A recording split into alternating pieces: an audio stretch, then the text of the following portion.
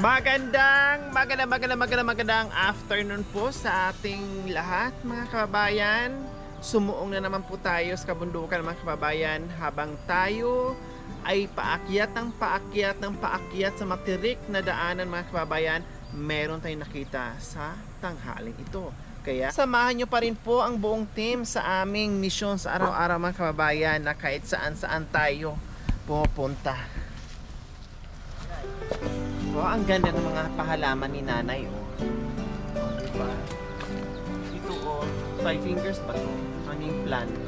Na hindi pala 5 fingers, basta maganda. Tao po! Hello! Good morning po, nanay. Ang sarap naman dito, nanay. Ang dami nyo namang halaman. At saka ang lamig dito. Sobrang lamig, no? Parang nasa Baguio na kayo. Grabe naman nanay, ang layo-layo nyo naman sa bayan. Nandito kayo sa tuktok ng kabundukan. Hello! Good morning. Anong pangalan ni nanay? Philly Uligo. Si Nanay Philly. Ilang taon na po kay Nanay Philly? 59 na. 59 na kayo. Oo. Isang taon na lang senior na. O nasaan po si Mr. nyo? Andito, nakaduyan. Nakaduyan, galing sa trabaho, napagod. Hindi na. Umpisa pa lang na hindi makapagtrabaho. Kumusta ang buhay dito sa kabundukan, Nanay Philly? Mabuti-buti naman. Mabuti-buti naman. Anong klaseng kabuti po yun? Masarap yun? Masarap yung kabuti, nanay, di ba? Oo. Maraming kabuti po dito, syempre, kasi bukid po ito. Pag may tumutubo Inuulam niyo po, ganon. oo. Kinukuha niyo. Hinahanap sila kayo. Siguro, Nanay Philly, ang dami yung anak kasi malamig dito. Wala naman. Hindi kami nabiyayaan ng anak. Ay, wala pa kayong anak. Huli na kaming nagkatagpo. Late na po kayo nag-asawa? Oo. Ilang taon na po kayo nag-asawa, nanay? 39 na siguro. 39. Kahit malang isa, Nanay Philly, hindi kayo nakahabol? Bakit late na kayo nag-asawa, Nanay Philly? May nagrito. Yung pamangkin ko nakapag-asawa dito. O, tapos po, Taga-Binalunan ako. taga-Binalunan po kayo talaga. Sabi yung yung nanay yung pamangkin ko. Ayun, sabi niya na may kakilala daw na parang Binata din po. oo, binata. O, tapos, Kaya lang may edad. pinakilala sa inyo na love at first sight naman kayo. Hindi naman, ayaw ko. O ayaw nyo po. Tapos, Kasi may edad na siya noon. ay ilang taon siya noon nung nirito sa inyo? Ilang taon po si tatay noon? Iwan ko. May 57 ka na? Ngayon? Hindi noon. Ay, noon? Ngayon, 74 na ngayon. Ah, malaki-laki nga ang gap nyo. Ayaw nyo po kasi may edad na. Oo. Ang hanap nyo ay 29. Hindi naman. Kay dad. Kasing edad nyo po, ganon. Oo. O tapos, syempre nagulat ka na may edad na si tatay. O bakit naging kayo ngay?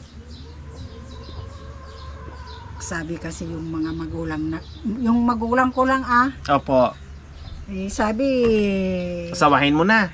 mag-asawa ka na dahil may edad ka na, sabi niya. Ay, Kaya inasawa nyo na kaagad din. Hindi ko naman ginusto noon. Mayroong kaso, parang napipilitan. Parang napilitan kayo. Pero napamahal naman kayo ni tatay nung nagsama kayo hanggang ngayon. Siyempre, nagtagal na kami Opo. Nung una lang, nabigla Oo. kayo. Pero nung habang nagsasama kayo, habang tumatagal yung relasyon nyo bilang mag-asawa, napamahal ka na. Siyempre, mabait Oh, di ba? Kumbaga hindi mo rin pinagsisihan. Hindi naman. Kaya lang hindi kayo binayaan ng anak dahil may edad na po kayo noon. O kundi, Diyos ko, kayo lang dito. Marami naman kaming magkapit-bahay. Kaya Hindi, ibig ko sabihin kayo lang dito, dalawa ni tatay sa bahay nyo. Kanilang dalawa. Hindi mo lang kayo nag-alaga ng pamangkin. Ayaw yung mga pamangkin ko. Gusto kong... Mayroon din naman akong inalagaan, kaya lang nag-asawa na, nasa Maynila na. Ah, kayo po ang nagpalaki noon. Hanggang 7 years lang naman siya. 7 years tapos nasa Maynila na. O kumusta naman po siya? Minsan kinukumusta kayo, binibisita kayo dito. Hindi na yata nakaalala. Hmm. Sa hirap. Mahirap din po ang buhay niya. Halip po kayo dito, tatay. Ay, hindi makalakad. Ay, hindi makalakad? Pag mahina na yung Hindi po kayo tuhod, makalakad, tatay? Talagang nandyan lang po kayo sa duyan? Or makalakad kayo, iika-ika, parang ganon? makalakad din, inaakay ko siya. Saka ano, malabo yung mata. Anong pangalan ni tatay? Benjamin Uligo. Si tatay Binhamin, ano pong trabaho dati, nung malakas pa po? Nagsasaka Sa bukid lang sa po. bukid lang. Tapos ngayon po, syempre hindi na po kayo nakapagtrabaho. Kasi hindi na po kaya. Hindi na. Ilang taon na po kayo, tatay Binhamin, na hindi na po kayo nagtatrabaho sa bukid? Ngayon na lang. Ngayong taon lang. Ngayon lang. Ngayon lang. Bakit may sakit po kayo? Medyo Mahina na. sumakit yung ulo ko noon. Umpisa nung kuwan, Nahihilo. Kasi may edad na po, 74. Lalo na pag mainit. 'Di ba? Nahihilo po talaga. Baka may high blood po si tatay. mayroon. Sabi ko na nga, mag-ingat po kay tatay dahil may high blood po kayo. Kaya yun ang umpisa. Delikado po sa inyo. At gwapo si tatay ha, mistiso. Kaya hindi na rin kayo nakaayaw dahil mistiso si Tatay Binhamin. Tatay Binhamin, napakwento sa akin si nanay. Ayaw daw sana niya mag-asawa dahil may edad na kayo. Anong sabi niyo noon sa kanya? Siyempre, sinabi ko sa kanya, mahal ko siya. Wow, sinabi niyo po na mahal niyo po siya. Kung gusto niya, pakakasalan ko siya. Tapos, nung umuo po, pinakasalan niyo. Oo, pinakasalan ko siya. Wow, kasi gwapo si Tatay Binhamin, mistiso. Diba? Kung nagkaanak lang kayo, naku, malamang mga magaganda at gwapo ang anak nyo. So, kumusta ngayon ang pang-araw-araw nyo, Nanay Fee? Si tatay hindi na makapagtrabaho kasi nga nahihilo na, may edad na 74. Paano yung pang-araw-araw nyo? Nagtanim-tanim lang naman kami ng gulay. Gulay. Kunti-kunti. Tamang-tama lang yung pambili ng para sa kusina. Anong klaseng gulay ang tinatanim nyo, Nanay Fee? Ang palaya, okra, yun lang. Sa inyo po yon. Oo. Araw-araw nagpipitas kayo, nagbibenta, ganun po. Hindi. Ano lang, hindi naman naabot ng ilang buwan, ilang buwan lang. Ilang buwan. Paano po pag halimbawa walang maibenta? Kasi syempre walang mga anak inaasahan. May alaga sana kayo, kailang hindi naman na kayo naalala. Kung ano na lang pong meron. Oo, ganun lang. Hindi bali yung mga ulam kasi madali lang hanapin dito sa kabundukan. Kasi may mga gulay-gulay.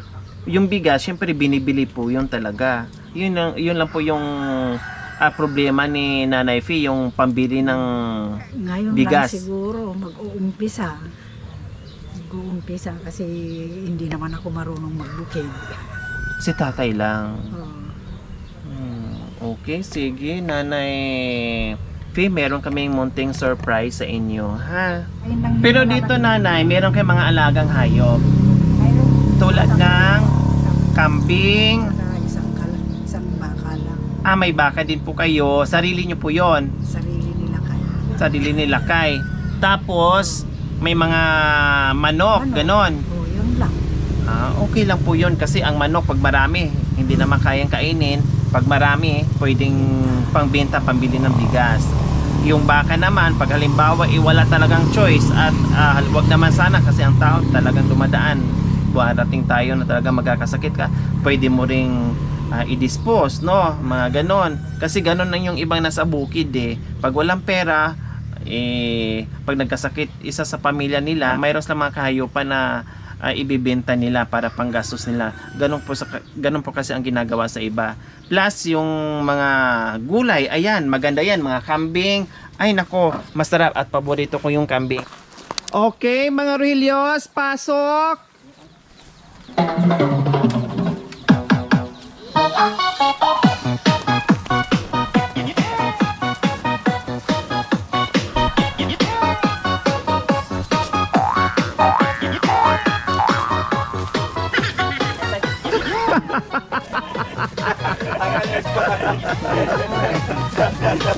Tawa si nanay oh.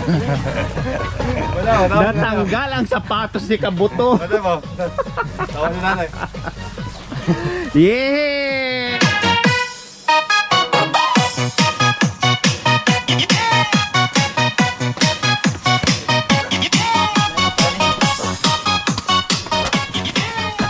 Mabato. Mabato ha.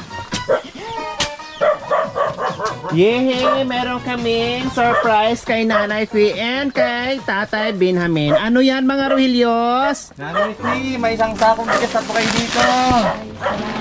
Yan, may consumo na po kay Nay. Ano pa yan, Kabuto? Assorted groceries po, nanay, para po sa inyo. Wow! Salamat po sa tulong. O, diba? Salamat mga Rogelio. Talagang nabiyayaan si Nanay Fee. Maraming salamat sa biyaya. Oh, Nanay Fee, anong ginawa niyo kanina bago kami dumating? Ay, nagtitimpla ako ng pameriendar kay Lakay kanina kasi tinanghali ako ng nagluto. Kaya pala tinapay ang kinain, hindi kanin. Hindi pa, maya-maya pa. Meron namang masasaing. O anong ulam po dyan na nakahanda? Yung salmon. Salmon? Isda. Isda. Galing po kayo sa palengke na? Hindi, May naglako. O anong isahog niyo po doon sa salmon? parang sinigang na lang ang ginawa ko para Nakaluto na po kayo. Oo. Kanin na lang ang wala pa. Kaano lang. Kaluluto. Ay, kabaka kululuto. Kaluluto lang. Habang pa lang kami ay parating kayo ay nagluluto. Okay. Sige. O, Nanay Fee, Tatay Benjamin, meron na kayong biyaya dito. Hindi na kayo mamumroblema kahit papaano. Ilang linggo din po ito sa inyo. O baka isang buwan pa po. Bago maubos siyaan. Mayroon ng isang sakong bigas dito, Tatay Benjamin. Assorted groceries natin, nandito na po. Salamat O, din po. makapahinga-hinga po kayo. Wag po muna kayong pumunta sa bukid kasi delikado po sa inyo. Kayo po pala ay may high blood. Salamat, maraming salamat din po. Walang ano man po, Tatay Benjamin. Nanay Fee, ano sa pakiramdam mo ngayon? Masaya na po kasi may bigay na biyaya. Okay, Nanay. Bukod pa dyan sa ating grocery at bigas, meron ka ngayong 1,000 na cash. Ibili mo si tate na masarap na ulam para meron kayong pagsalusuluhan mamaya. No? Salamat ulit. Ayan. O ano ngayon mensahe mo, Nanay, sa mga mapagmahal nating mga sponsors na talagang ang dami-dami na nating napasaya at nabigyan ng tulong at isa po kayo ngayon sa nabiyayaan. Maraming salamat po sa mga ibinigay ninyong biyaya. Malaking tulong sa amin. Lalong-lalo na ngayon hindi na makapagtatrabaho si Mister. Ayan, walang ano man po, Nanay Fee. No, na kahit papaano, meron na kayong masasaing sa araw-araw. No, hanggat gagaling po si Tatay Benjamin. Tatay Benjamin, mensahe niyo po sa mga biyayang natanggap natin ngayong araw. Maraming salamat po sa tanggap naming biyaya. Malaking tulong sa amin yun. Pinsan po, hindi ako marunong masyadong Okay lang po. Maraming salamat din po, Tatay Benjamin, walang anuman po, okay? So, ayan, mayroon naman tayong napasaya sa umagang ito na hindi lang akalain na tayo ay mapadpad dito sa kabundukan, no? Maraming salamat po talaga. Gaya nga po ng aking sinasabi sa inyong pagmamahal, sa inyong suporta sa aking munting adhikain, no, kasama po ang ating mga sponsors, subscribers, followers, YouTube members, viewers, commentator, lahat po kayo. Ito po yung nagagawa natin sa araw-araw, yung ating paglalakbay, yung ating misyon, at para maghatid ng saya at biyaya sa mga kababayan natin. Maraming salamat po. Maraming salamat po sa walang sawang pagmamahal, Sir Sunny and Ma'am Sonia Mateo from San Jose, California, Ma'am Sally Cabida Lagmay, Ma'am Esther Gordon, and Ma'am Terry Arca from Seattle, Washington. Muli, maraming salamat po sa walang sawang pagmamahal, Sir Sunny and Ma'am Sonia Mateo from San Jose, California, Ma'am Sally Cabida Lagmay, Ma'am Esther Gordon, Ma'am Terry Arca from Seattle, Washington. Maraming salamat po muli sa inyong ginintoang puso. Nawa ipagpalain pa po tayo ng Panginoong Diyos araw-araw.